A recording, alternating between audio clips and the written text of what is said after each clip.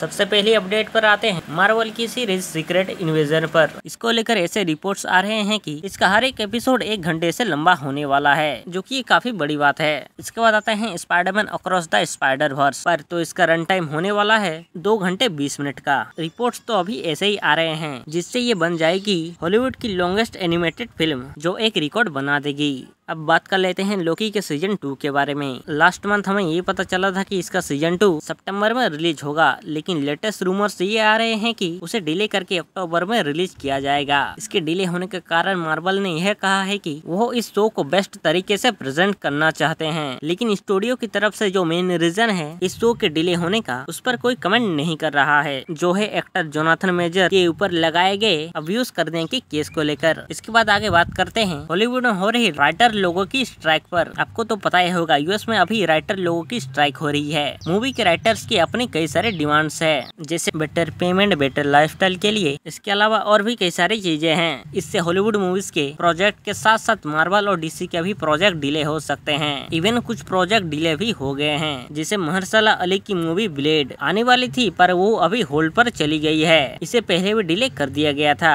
Director के change होने की वजह से, और इस बार राइटर्स की स्ट्राइक के चलते ये पूरी तरह से डिले हो चुकी है। इसके बाद आते हैं डीसी के सुपरमैन लेगेसी पर। जब लोगों ने जेम्स गन से पूछा कि क्या राइटर स्ट्राइक की वजह से ये मूवी डिले हो सकती है, तो उन्होंने कंफर्म्ड कहा है कि सुपरमैन लेगेसी का फर्स्ट ड्राफ्ट कंप्लीट हो चुका है। तो इससे ये पता चलता है कि ये मूवी तो डिले नहीं होने वाली। तो आगे बढ़ते हैं, तो ऐसे रिपोर्ट आ रहे हैं कि फैंटास्टिक 4 की शूटिंग जनवरी 2024 में स्टार्ट होने वाली है, और इसके साथ आगे क्या होगा वो हमें बाद में पता चलेगा। इसके बाद आते हैं कैप्टन अमेरिका 4 पर। इस मूवी का टाइटल पहले न्यू वर्ल्ड ऑर्डर होने वाला था, और अब इसको चेंज कर दिया गया है, और अभी इसका title captain America world war हो सकता है। रूमर्स तो अभी ऐसे ही आ रहे हैं, तो देखते हैं आगे क्या होता है। इसके साथ साथ हमारे सामने फाइनल रिपोर्ट ये आ रही है कि स्पाइडरमैन 4 की रिलीज डेट सामने आई है, जो है अगस्त 28, 2025, पर ये अभी भी कंफर्म नहीं है। इसे आप रूमर ही मान सकते हो। इसके बाद बात करते हैं जेम्स गन की। उनकी movie guardian of the Galaxy 3 की लास्ट सीन में जो क्रूड ने आई लव यू गाइस बोला था, वो उसने अपनी भाषा में ही बोला था।